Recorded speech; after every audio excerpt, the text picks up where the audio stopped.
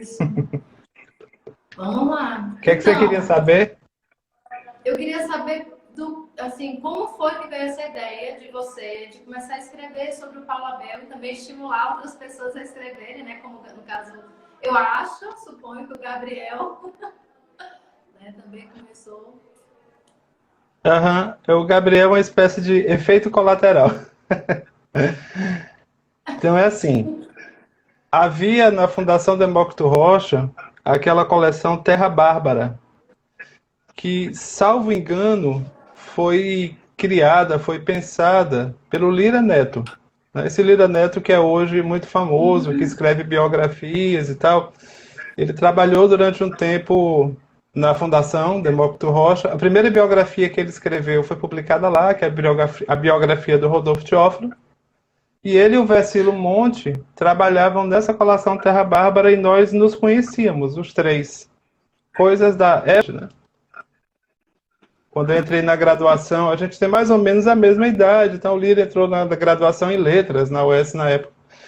E aí, assim, meio que inesperadamente, o Lira me perguntou se eu não queria escrever sobre alguém da música. Eu achei, assim, realmente inesperado. Eu não tinha publicado nada ainda. Não sei de onde ele tirou essa ideia de que eu poderia escrever alguma coisa que prestasse, né? Mas aí eu fiquei pensando, e aí conversando com um outro amigo, para você ver como é que são as coisas. Um amigo chamado Kilder Amorim, que também é professor de português. Ah, Perguntou para mim assim, por que tu não escreve sobre o Paulo Abel? Aí eu disse que ia ser uma boa ideia. Pronto, começou aí a história. Então eu comecei a fazer a pesquisa, né, muita coisa que está nessa primeira publicação, que é essa aqui, né? sim. É, tem muita coisa de memória, né? Mas também eu comecei a conversar com as pessoas. Então eu fui atrás de conversar com as pessoas que eu sabia que tinham convivido com a Bel, né? Então eu fui atrás da professora Angélica Ellery, que era professora do Instituto Federal na época em que era escola técnica, que foi regente do coral, né? E aí a professora Angélica me mandou para uma outra pessoa, né? Que era a dona Aranisa. A dona Aranisa, que foi casada com o senhor Raimundo Nonato Ferreira, né, que apoiaram muito o Paulo Abel, me mandaram para outras pessoas, então eu fui indo, assim, conheci a Lúcia, prima do Abel, então, e a partir dessas pessoas, estive na vizinhança ali do Benfica, na rua Caio Carlos, eu fui construindo uma história do Abel, assim, de uma forma bem despretensiosa, sabe? Assim, não tinha. Mesmo porque o livro é um livro de bolso, ele foi feito para ser. Não é uma biografia. Na verdade, Sim. é um perfil biográfico, né? E foi legal, porque depois que foi publicado, demorou um pouquinho, mas depois que foi publicado, eu recebi umas respostas assim muito interessantes, assim, uns retornos legais a respeito do Paulo Abel, pessoas que não conheciam o Paulo Abel e tal. E uma dessas tais pessoas foi o Gabriel. Na verdade, o Gabriel não conheceu o Abel através do livro, ele fez um curso de técnica vocal que foi ministrado por estudantes do curso de música da UFC. Essas estudantes acabaram mencionando o Abel e a voz do Abel, né? Aquela coisa dos aspectos mais raros da voz do Abel. E ele se interessou, aí acabou lendo o livro, acabou me procurando, a gente se conheceu e ele entrou nesse projeto grande que já tem um corte inicial de um documentário e agora ele acabou de terminar de escrever a biografia realmente. É um estudo profundo, ele foi para a Europa, Massa. né? Então eu espero que dentro em breve a gente possa ler, né? Com certeza. Tô ansiosa, inclusive. Já Eu fiquei bem também. curiosa. Mas foi assim, foi uma coisa espontânea de certa maneira, né? Sim, não foi nada. O primeiro, né, esse que você fez o perfil biográfico dele, eu não cheguei a ler. Mas uma coisa me chamou muita atenção nesse aqui, né, que no Eu Me Lembro, né, a forma como você juntou Isso. Eu também tenho.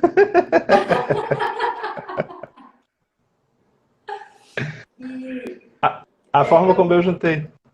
Isso, a forma como você juntou todas essas memórias de pessoas que conviveram, de pessoas que não chegaram a conviver, como é o caso do relato do Betinho, né? Mas que foi influenciado pelo que ele ouviu, né, do Paulo Abel.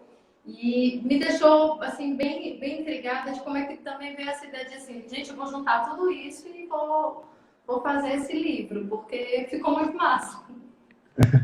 Esse aí foi uma coisa muito engraçada. Foi um processo muito interessante. Eu acho mais interessante do que o primeiro, porque o primeiro. Na verdade, eu não tinha muita noção, quando eu escrevi o Verdinho, né, de qual era o tamanho da encrenca na qual eu estava me metendo. Então era uma coisa, como eu te falei, um tanto quanto espontânea e irresponsável. Mas aí, o que é que aconteceu? Em 2012, a UFC criou a Secretaria de Cultura Artística. A Secretaria de Cultura Artística, ela tenta, ou tentava, não sei, eu estive à frente dela durante um tempo, né, desde a criação até o começo desse ano, criar um fluxo de arte para a formação das pessoas que estão na UFC, mas principalmente dos estudantes. Mas é assim, quando uma coisa é criada em uma instituição pública, você sabe disso, dá muito trabalho para ela existir de fato, né? Entre o momento em que o gestor assina a resolução criando e aquele momento em que a coisa existe de fato, como um espaço físico, por exemplo, é muito trabalho. Então, quando a secretaria foi criada em abril de 2012, o primeiro jeito dela existir foi um site na internet. Ela existiu primeiro virtualmente antes de existir fisicamente dentro da UFC. E o primeiro evento, o primeiro grande evento que nós fizemos foi o ano Paulo Abel do Nascimento. Porque, coincidentemente, em 2012 era o 20º aniversário de morte dele. Então, eu estava muito próximo do Abel nessa época, porque o Gabriel estava no movimento do documentário. Sim. Né? Inclusive, o documentário já tinha um primeiro corte pronto, que eu sei que na cabeça do Gabriel não é definitivo, mas já havia um produto. E como a gente precisava existir, então a gente aproveitou essa oportunidade do documentário e começou a exibir o documentário e a debater o fenômeno Paulo Abel do Nascimento como parte da programação do ano Paulo Abel do Nascimento. Na verdade, foi um ciclo, né, de exibições desse documentário com debates sobre os castrati, o que era essa voz no período barroco, quem era o Paulo Abel do Nascimento, etc, etc. E aí aconteceu uma coisa legal. Na primeira exibição, no auditório da reitoria da UFC, que foi justamente no lançamento do ano Paulo Abel, depois que o filme foi exibido, várias pessoas que estavam na plateia, porque o filme é um filme de depoimentos, né, sobre o Paulo Abel. Várias pessoas que estavam na plateia começaram a se manifestar sobre experiências que tiveram com o Paulo Abel. Pessoas que não estavam no filme. Né?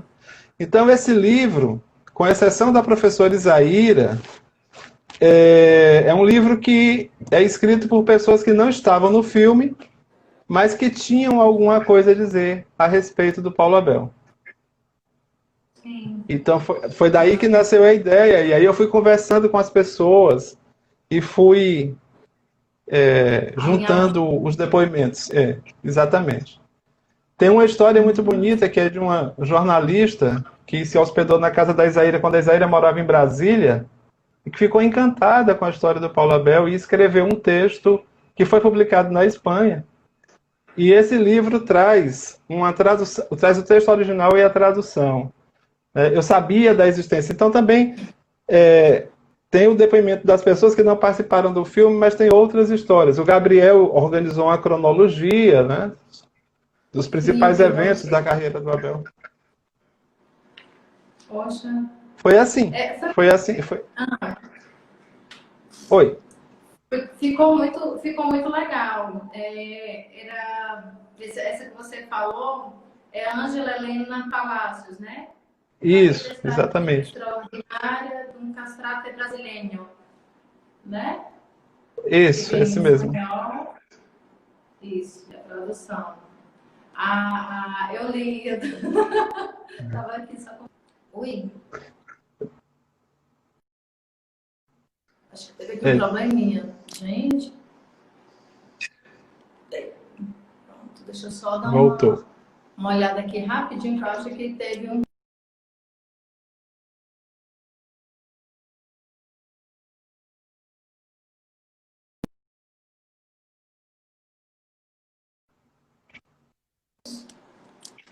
Que eu acho que foi o gato que ainda agora tirou o carregador. Essa história da gente ter bicho. Opa!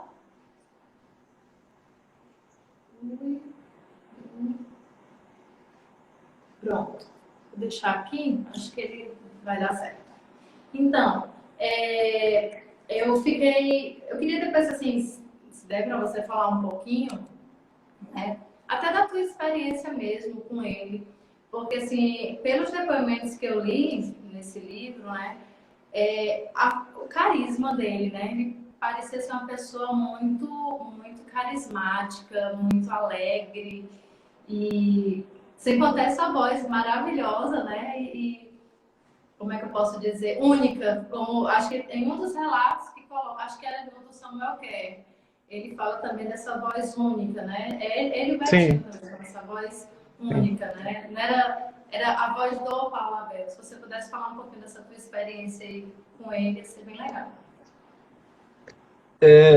Para quem fica curioso a respeito do Paulo Abel, existe uma aproximação possível hoje, que é esse menino lá do Cariri que chama Max Peterson, que é esse youtuber que está ficando famoso, né? Que é bem acanalhado mesmo.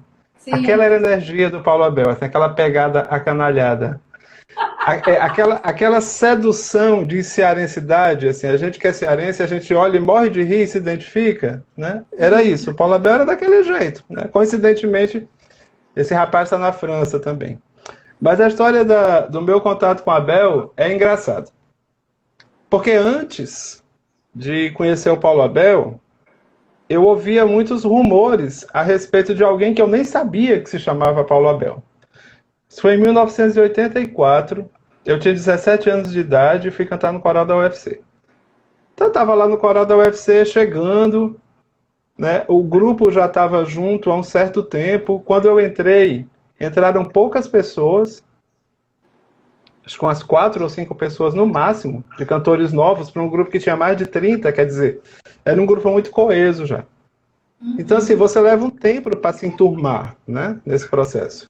E aí, uma vez eu lembro, a gente estava indo cantar na Praça do Ferreira e 2 meninos começaram a comentar sobre um sujeito que se comportava do jeito diferente e que cantava coisas diferentes e que se vestia de uma forma diferente. E começaram a conversar com a Isaíra a respeito dele.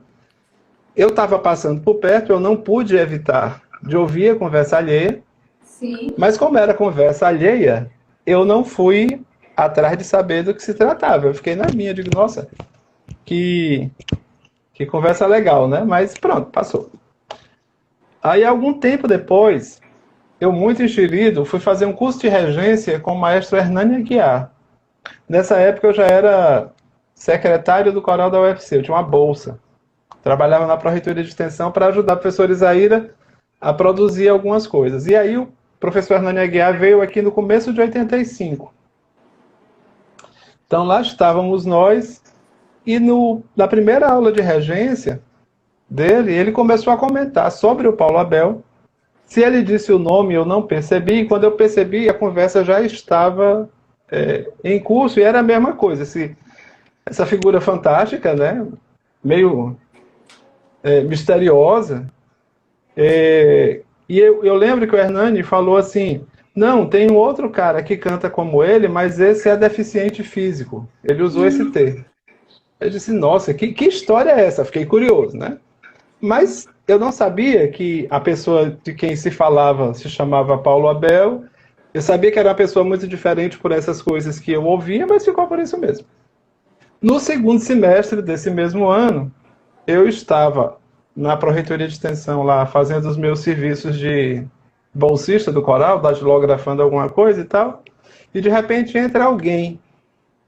Quando essa pessoa entrou, a forma como ela entrou, a energia que ela trazia, eu soube imediatamente que era daquela pessoa que todo mundo falava antes, sem ter sido apresentado. Eu sabia, é esse o cara, né? De quem está se falando.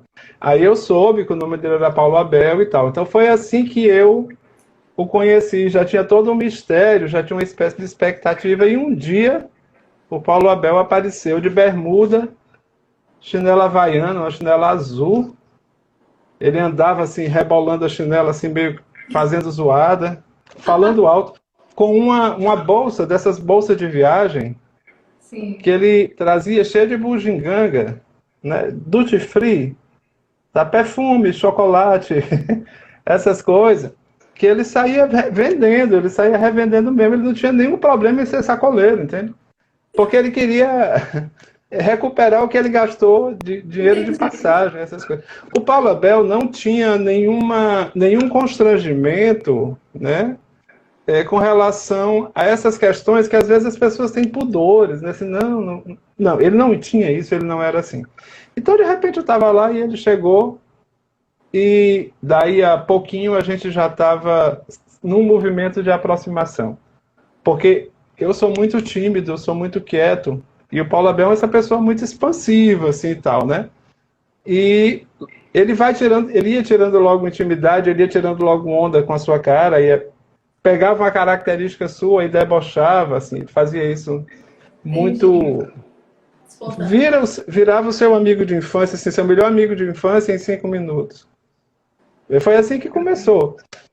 Eu acho que naquele momento o Paulo Abel viu em mim e alguns outros colegas que estavam começando a reger algo de semelhante à própria história dele. Porque imagine, ele era aluno da escola técnica do curso de turismo Isso. e era o regente do coral, ao mesmo tempo. Então você imagina o que é que vamos dizer assim, o circuito pequeno burguês da música de Fortaleza dizia do Paulo Abel: cobras e lagartos. Da Sim. mesma maneira que diziam cobras e lagartos a respeito de Pauti Fontinelli, a respeito de Lucivanda de Souza e Silva, o pessoal que era jovem, na época que a gente começou a reger, recebeu muita pedra por parte desse circuito pequeno burguês, entende? Que de alguma maneira se sentia desautorizado por nós e queria nos desautorizar. É aquele velho problema do conflito das gerações, né? Que Sim. quando a coisa é muito provinciana, né? Como ainda é até hoje, fica pesado. Fica. E eu acho que o Paulo Abel, ao ver isso acontecer, né? Quer dizer, acontecendo com a gente, as coisas pelas quais ele já havia passado, ele foi tratando de ficar próximo. Né? E foi. Era engraçado, eu não sei exatamente como, de repente eu estava em algum lugar e o Abel estava também. Né? Assim, coisa de amigo e tal. Eu ia visitar um amigo, coincidentemente, esse amigo conhecia o Abel estava lá. E era como se a gente se conhecesse há um tempo, entende? Assim, mas era mais um processo de identificação. Porque a gente chegou nesse circuito fortalezense de música, né? Meio que pela tangente, né? Assim. Sim. Então, Entendi. eu acho Assim, que isso aproximou a gente. entendi. Você falando agora dessa história de conflito de gerações, é engraçado que as histórias só se repetem, né? As histórias só se É, repetem. e o mais interessante é perceber que você muda de lugar, né? Isso. Antigamente eu era o ameaçador, hoje eu sou ameaçado, entende? Hoje eu tenho que me defender da sanha, da juventude. Se bem que eu acho essa juventude que está aí assim meio fraca, entende? É um pessoal muito online, muito virtual, e a vida real vai passando, mas isso é outra história. Vamos falar do Paulo Abel. Vamos falar com Paula Bela, exatamente. Olha, Adriana. Gente, boa tarde para quem está chegando. A live, a gente está conversando aqui com o Elvis, falando um pouquinho aqui sobre o Paulo Abel, né? Sobre Esse, esse cantor maravilhoso que foi Paulo Abel. Beijo, Adriana. Marcelo também, tio Elvis.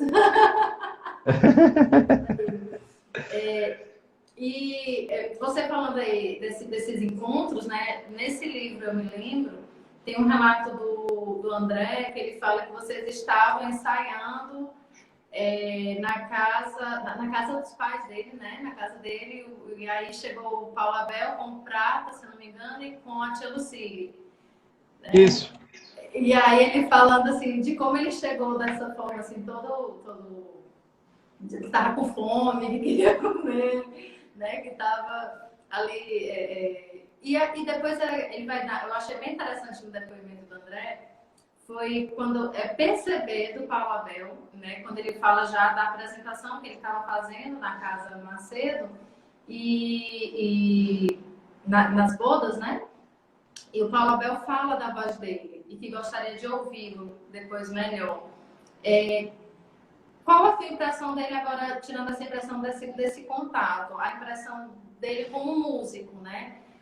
Esse músico, esse olhar que ele debruçava também sobre os outros músicos, não só no cuidado, como você falou há pouco, né? De identificação, mas eu falo agora do cuidado musical mesmo. O Paulo Abel, né, eu costumo dizer isso a respeito de mim mesmo. Então, assim como eu, é uma pessoa que adorava gente de talento, mas, sobretudo, gente com vontade de fazer as coisas, né? Porque ele teve que correr atrás. Então, quando ele percebia que alguém tinha um potencial, mas que, juntamente com esse potencial, existia uma determinação para fazer alguma coisa, né, ele tentava, dentro das possibilidades dele, de alguma maneira apoiar. Então, isso aconteceu com muita gente, né? Assim, o André Vidal não passou pelo processo do Projeto Ópera. O Projeto Ópera foi criado na UFC em 85. E muitos jovens, eu dentre eles, mas tantos outros, entraram, aderiram ao projeto, né? Aquele pessoal já estabelecido, daquele circuito pequeno burguês que eu falei e tal, o pessoal não quis saber disso, né? O pessoal começou a jogar pedra realmente. Mas o pessoal jovem que estava... naquele tempo, hoje em dia a gente tem muitas possibilidades, mas naquele tempo a coisa era muito mais complicada. Então a gente queria estudar música, a gente queria cantar, a gente queria fazer as coisas, mas a gente não sabia por onde começar. E de repente se criou um projeto ópera, vamos formar os cantores, vamos formar as pessoas e tal. E muita gente foi atrás disso, muita gente jovem, né? Então a Cássio de Montes, Benigno Nóbrega, o Zé Brasil, filho, a Kelly passou por aí nesse instante. Oi, Kelly.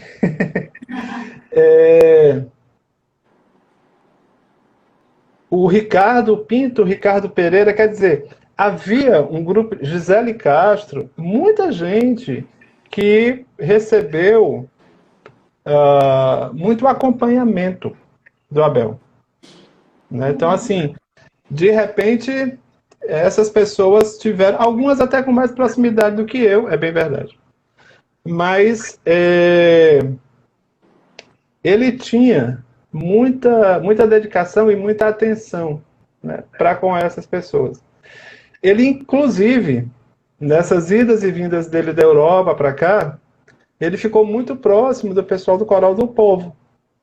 O coral da UFC tinha sido pensado para ser o coro base desse projeto ópera, mas, na verdade, a adesão maior veio do pessoal do Coral do Povo, e o Abel ficou muito amigo do pessoal do Coral do Povo. Então, lembra assim, o Jorge Boulanger, por exemplo, pessoas que eram muito queridas para ele, eram amigos dele, se tornaram amigos. Uma das turmas de farra que ele tinha, assim, de estar aqui e se divertir, era o pessoal do Coral do Povo, né? E ele era muito atencioso e tal com essas pessoas, e estava sempre nessa coisa, né? Quero lhe ouvir e tal. O André não pegou isso porque o André estava chegando nesse momento, né? Eu acho que o Abel, na verdade, só ouviu o André cantar uma vez, foi muito engraçado. Não posso dizer porque é que foi engraçado, mas foi na festa de 50 anos lá dos Macedo, de casamento do seu José e da dona Maria Macedo. O Abel estava organizando a festa, eu era regente do coral do Grupo J. Macedo, Então foi numa vinda de um dos ensaios dessa coisa da festa das bodas e tal, que a gente passou pela casa do André Vidal e aconteceu isso que você falou, dele conversar um pouquinho com o André e dizer que queria a voz dele. Mas ele, na medida do possível, ele fazia isso, né? Não era tão simples, Sim. porque quero lhe ouvir aonde, né? Assim, em que espaço? Hoje seria fácil. Vamos fazer um curso de extensão com o Paulo Abel no IF, vamos fazer na UFC. Isso. Na época não era assim. Na época só havia o curso superior de música da UES. Esse curso funcionava ainda ali na Avenida da Universidade, naquela escola lá, que não deve ser nomeada, vamos dizer assim. Então, quer dizer, é o circuito pequeno burguês, entende? Que tinha oferecesse tudo muito restrito, você não conseguia ter. O que tinha era a sala do coral da UFC, Aham. né, que era atrás do teatro. Naquela época, o coral da UFC tinha uma sala, que hoje não tem. As pessoas, o coral da UFC parou. Eu digo, UFC, me deu uma sala para eu trabalhar. Está aqui fazendo a reivindicação ao vivo, entende? Uhum. A gente tinha pelo menos uma sala, e lá muita coisa acontecia. Desde, por exemplo, esse curso de regência que eu falei, eu com a Hernani Aguiar, Sim. até o Paulo Abel lá dando aula pra gente, né? Mas depois de um certo tempo nem esse espaço tinha mais, então as coisas ficaram difíceis. E aí, infelizmente, ele faleceu em 92, ele não viu as coisas se expandirem, né? Porque ele ajudou muito a essa expansão que a gente está vivendo hoje. Ele é uma pessoa fundamental, ele trabalhou por isso. Eu estava comentando, inclusive, com o Igor, né, pegando essa última frase, essa expansão, né? O pessoal aí dando beijo. O Brasil, beijão, Gilberto José, Brasil, Amadeu, Isaac, Civarela. Pegando essa sua última frase dessa questão dessa expansão, eu estava comentando na hora do almoço com o Igor, porque ele estava querendo entender o porquê, né? Porque ele não estava sabendo exatamente por que a gente estava falando do Paulo Abel, porque a Bienal leva o nome do Paulo Abel, e eu estava explicando para ele. E ele disse assim, amor, é interessante observar como essa geração trouxe toda uma influência muito positiva e muito massa dessa questão dessa construção, que eu acho que todo mundo junto nessa movimentação, e com essa influência também do Paulo Abel, eu acho que ele foi meio que posso chamar assim, você me corrige se eu estiver errado, meio que um estopim para uma movimentação musical e cultural, né? Dentro de todo esse processo que você está falando, né? Meio que segregacionista que a música tinha no período, e ele chega, pelo menos pelo que eu estava lendo, principalmente com a ópera nordestina, chega quebrando até paradigmas em relação à questão do próprio erudito, né? Com essa mistura dessa nordestinidade, juntamente com o Coral da UFC, aí a gente já tem o papel da professora Isaíra, né, que trabalhou ali com ele. Então, assim, eu acho que, por exemplo, eu vou pegar, acho que eu já vou dizer da minha geração, né, que é o pessoal que já chega em 96, 97, 98, que já passa pelas mãos de vocês, né? Já sente um outro vibrar musical, porque você estava ali dentro daquele processo, né? Dentro dessa construção, para que a gente possa hoje ter. Hoje nós temos o UFC, nós temos o S, nós temos IFCE. Aí quando eu falo UFC, eu estou falando do UFCA, o UFC Sobral, né? O UFC aqui em Fortaleza. Nós temos vários cursos hoje de licenciatura em música. Muitos deles, quando a gente vai olhar a base das pessoas que estão à frente desses cursos, vieram também, né, dos alunos que passaram por vocês, que tiveram toda essa influência com o Paulo Abel e construíram esse momento dentro da música de Fortaleza, né? E aí, Abel apagou alguns jovens. que queriam realizar coisas boas. Isso, junto com o Orlando. Isso era Orlando Leite, né, Brasil, que tu queria escrever, ficou bugada aí a tua caligrafia. Foi. E Aí eu já... eu achei isso bem interessante, porque assim, Pelo menos pra gente. Agora eu vou me pôr como aluna, tá? Eterna Sim, aluna. senhora. Junto com Orlando Leite, Zaira, Silvino, Nara Vasconcelos. Isso mesmo, Brasil. Então, assim, Uhum. né? A gente, quanto aluno, às vezes a gente não sabe de onde vem todas essas influências e construções que os nossos professores passam dentro dessa construção musical, né? E estar lendo sobre ele me ajudou bastante.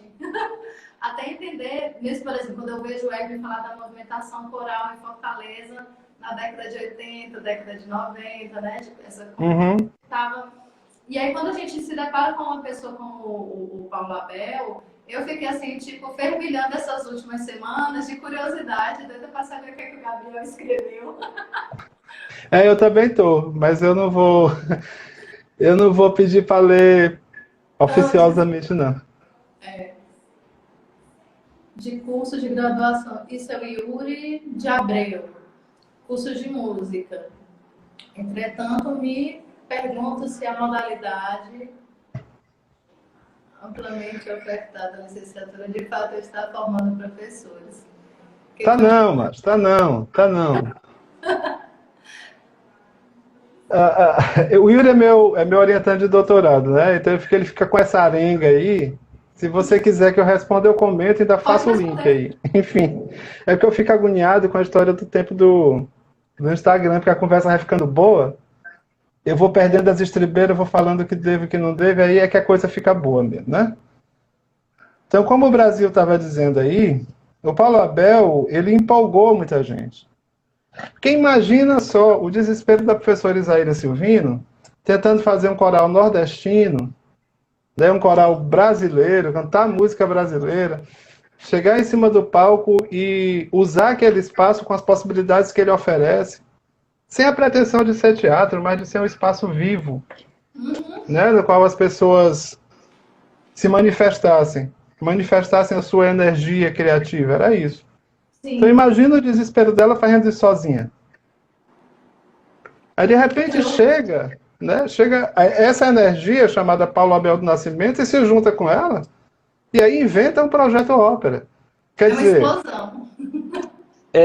para nós, para ela, eu penso, é uma coisa importantíssima no sentido de, mulher, tu tá no lugar certo, vambora. Né? Não, porque as pessoas não falam a respeito disso por pruridos éticos, vamos dizer assim. E eu sei que é complicado, mas nem só de sereia de ouro viveu Isaíra Silvino, galera.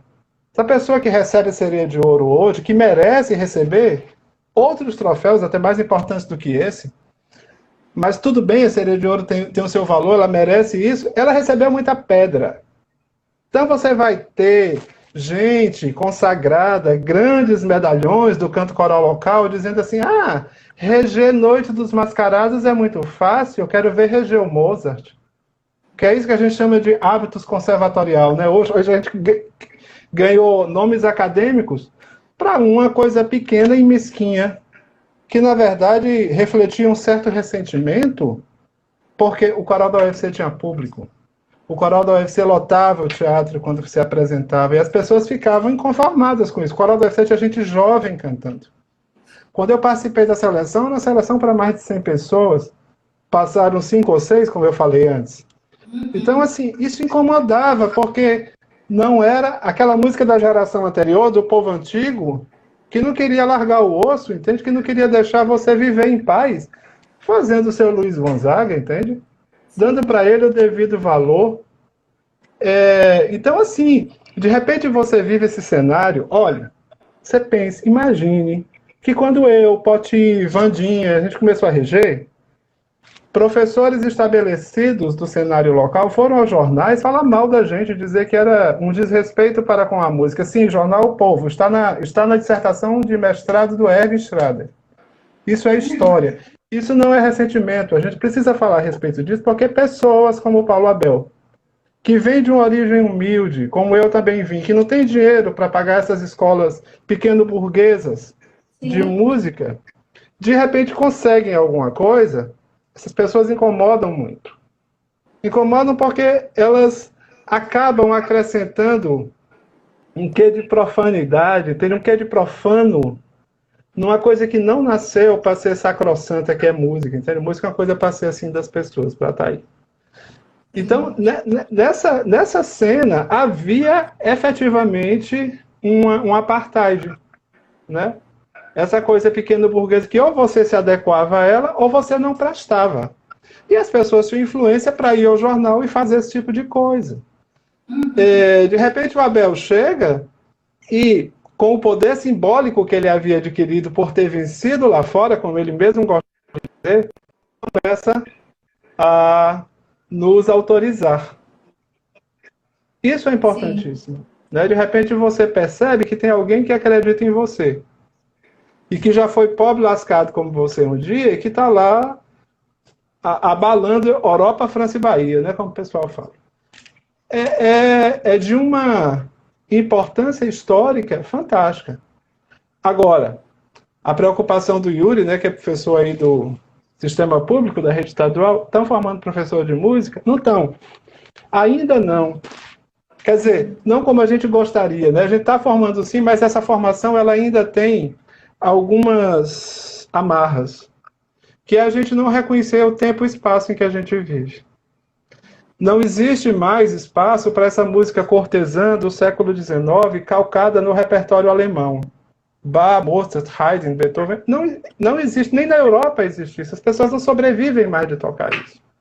E iludem os meninos achando, dizendo assim, olha, venha cá, aprenda esse instrumento, toque aqui, toque esse repertório, porque quem toca esse repertório toca qualquer coisa, e não é assim.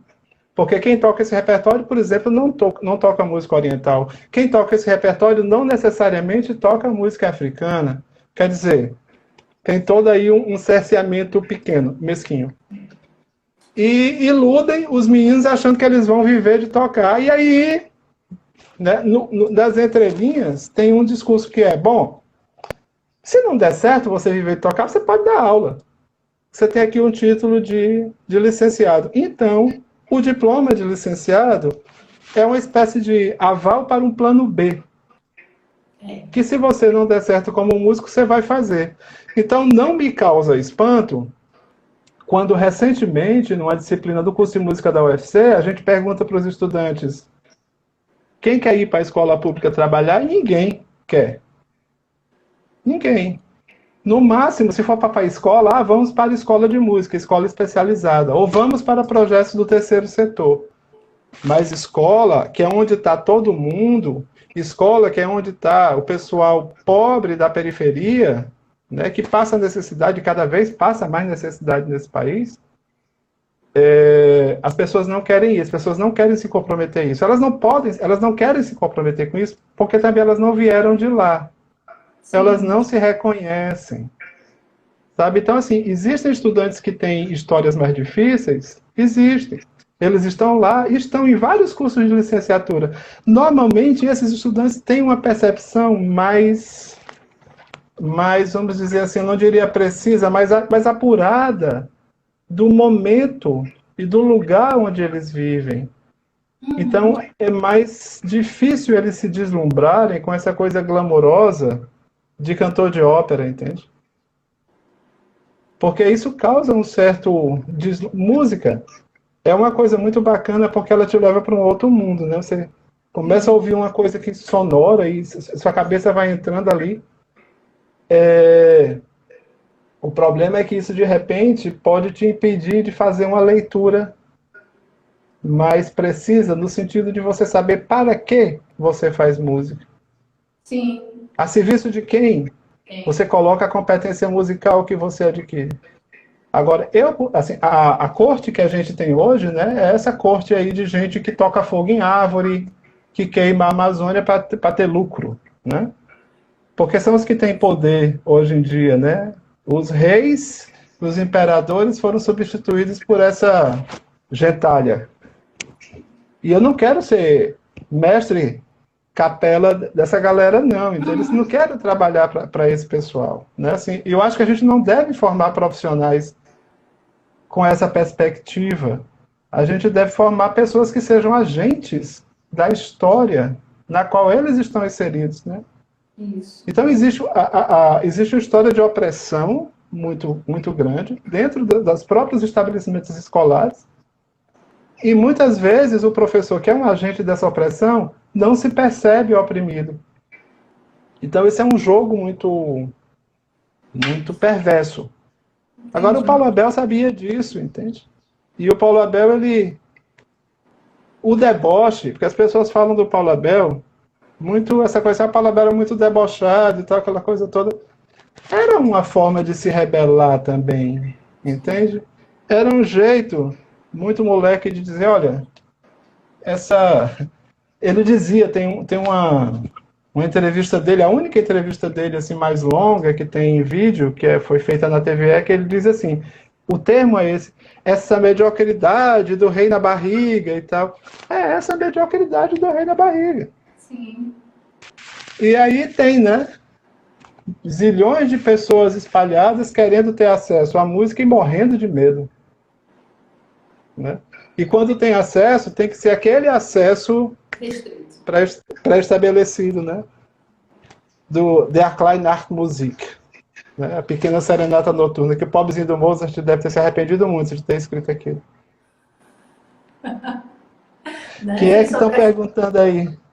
Foi o Brasil perguntou assim, mas não há também uma má vontade dos gestores na educação? Há gestores e gestores, né, José? De que nível de gestão nós estamos falando? Porque o ministro da Educação é um gestor.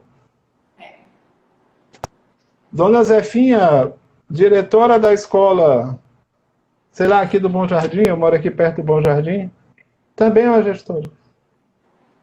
O poder que um tem e o poder que o outro tem, a gente não pode colocar assim, os gestores de uma forma geral. Agora, o que a gente precisa, eu acho, é ter clareza, é saber do lado de quem é que a gente quer ficar nesse jogo, entende? A gente não pode ficar neutro, a gente não pode ficar calado, porque aí a gente é usado e a gente está cooptando com todo esse mecanismo excludente, opressor com o qual a gente vive. Não sei se dá, hoje em dia, para sair convencendo as pessoas, porque eu já perdi um pouco o meu ímpeto para discussões de caráter político. Hoje eu estou, não sei qual foi o santo que me baixou, mas eu estou extremamente sendo franco, né? Com você, Lia, e com as pessoas que estão nos assistindo, que eu acho que é a obrigação que a gente tem. Mas tem muito interesse pequeno, sabe? Assim, então, os gestores, esses que têm mais poder, não estão interessados em educação. Né? Estão interessados em lucrar. E você vê a pressão que nós estamos passando nesse país hoje, por parte dos proprietários de estabelecimentos privados de ensino, que querem, por fim da força, lucrar, e não estão nem aí se o menino vai contrair vírus ou não, né? Quer voltar de qualquer jeito. Tem uma pressão danada. Inclusive nas redes de televisão a gente vê matéria sobre isso o tempo inteiro. Agora, como eu ouvi dizer aí outro dia, escola não controla nem piolho, vai controlar a Covid? Né? Tem um vídeo que foi publicado, deve ter sido publicado ontem, do Sindicato dos Professores, alertando a população para as péssimas condições sanitárias da escola, da rede municipal de Fortaleza, e as pessoas querem voltar a trabalhar. Querem expor as crianças e os professores a esse risco, porque, na verdade, a vida nossa não importa muito, a gente é descartável.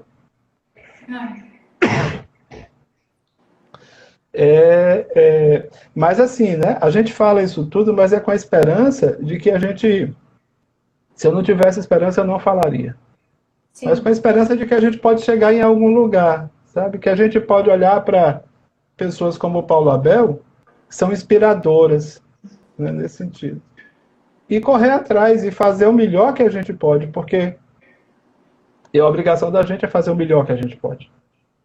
Não se acomodar, entende? A gente conseguiu coisas, de repente você, a Lia falou, né? Tem o FCA, tem o UFC em Sobral, tem Fortaleza, tem os IF, não sei quantos cursos tem, perdi a conta, graças a Deus, que bacana. A gente tem isso tudo hoje, isso é resultado do trabalho de muita gente. Né? Então, os bastidores eu sei de alguns. Sim. Mas, assim, não é para ficar também se apegando a essas coisas que não foram legais, entende? Essas coisas que não foram legais, elas fazem parte e a gente fala delas porque elas são história. Também para dizer para o Yuri e para as outras pessoas mais jovens que estão aqui, Marcos Paulo passou por aí, Jefferson, que está lá em Brasília, passou por aí também, eu estou olhando aqui, que cada um de nós é sujeito da história, né? Então a gente tem que fazer o melhor que pode. Eita, como eu falo, meu povo. Ah, mas eu gosto de ouvir. E a gente tem umas conversas bem legais. E falando dessa questão, dessa historicidade, dessa construção, dessa relação, né? Professor também, quando você coloca dessa questão, até o Yuri colocou aí, né? Que o professor é gestor e o Brasil também meio que sabe, mas o professor faz pouco. Mas se a gente for observar todo esse processo histórico, ele veio mais pelo professor gestor, que foi o professor amigo, que foi o professor que ajudou a construir, que ajudou a mudar um cenário, né? Que instigou outros alunos também a buscar a música pela música e não dentro desse hábito conservatorial. Pelo menos eu hoje, agora estou falando da minha experiência, né? Pelas mãos que passei, tanto na UFC como na UES, as pessoas que me impregnaram disso, por exemplo, Poti foi um desses que às vezes as pessoas ainda hoje o criticam, né? Alguns criticavam, e eu, gente, peraí, ele está abrindo a cabeça da gente para dizer assim, ó, nesse mundinho aqui que vocês estão vendo, não, vocês têm que saber o que vocês querem, se vocês vão ser professores ou não, né? E aí, dentro dessa historicidade, eu acho que o ser professor, ele vai sendo construído com essa história, né? E é importante quando você fala e coloca com essa clareza toda. E eu, assim, até agradeço, porque eu sei que não é sempre que nós conseguimos espaços para conseguirmos ser tão abertos e falar dessa forma e pegar esses meninos também mais novos que não tem noção do que está acontecendo. Como às vezes a gente conversa com alguns, por que você está vindo dar aula de música? Né? Por que você está querendo fazer uma licenciatura de música? Não, porque eu quero tocar. Mas você está vindo fazer uma licenciatura. Você sabe o que é isso? Né? O que é que você vai se deparar no meio do caminho com a importância do seu papel dentro dessa história? E para tocar nem precisa de diploma, né? Exatamente. Quer dizer, se você tem uma formação legal e tal, e se você consegue sobreviver com essa formação, se você consegue dar um retorno para a sociedade, né? Se for numa instituição pública, você tem que se preocupar com esse retorno. É legal, mas assim, ser professor de música é outra coisa. Ser professor de música é trabalhar muito com as possibilidades expressivas das pessoas e criar um ambiente no qual as pessoas possam dizer delas próprias. Muita gente tem vontade de fazer isso, muita gente tem medo disso. Muitos músicos, inclusive, porque não têm a possibilidade de experimentar isso na formação. Ficam presos a cânones técnicos, a regras, e não conseguem tirar de dentro deles mesmos algo que seja realmente criativo.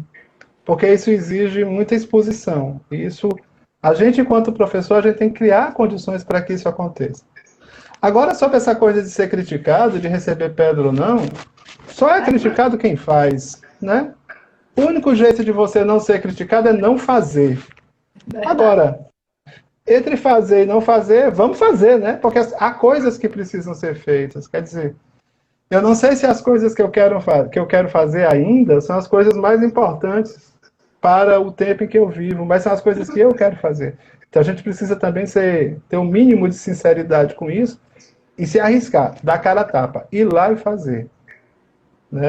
Essa é o grande desafio. E a gente, como professor, se descobre alguém querendo fazer alguma coisa, a gente tem que colocar pilha. A gente tem que apoiar, a gente tem que ajudar. Né? A gente tem que criar condições. Foi para isso que a gente trabalhou, pelo menos por isso que eu trabalhei nesses 27 anos de Universidade Federal do Ceará. Né? Quase 30. Já eu vou para a fila do boxe, para a reta do boxe, né? Já eu me aposento. Graças a Deus vou fazer outra coisa. Mas a gente trabalhou para isso, a gente conseguiu algumas coisas, mas a gente ainda está aprendendo. E o pessoal que está chegando, né, o pessoal que está se formando hoje, é o pessoal que vai logo, eu espero, assumir essas responsabilidades, né? Sim, Levar o barco para frente. Deus quiser. Elvis, chegou o nosso cronômetro aqui. O Instagram está dizendo que falta 1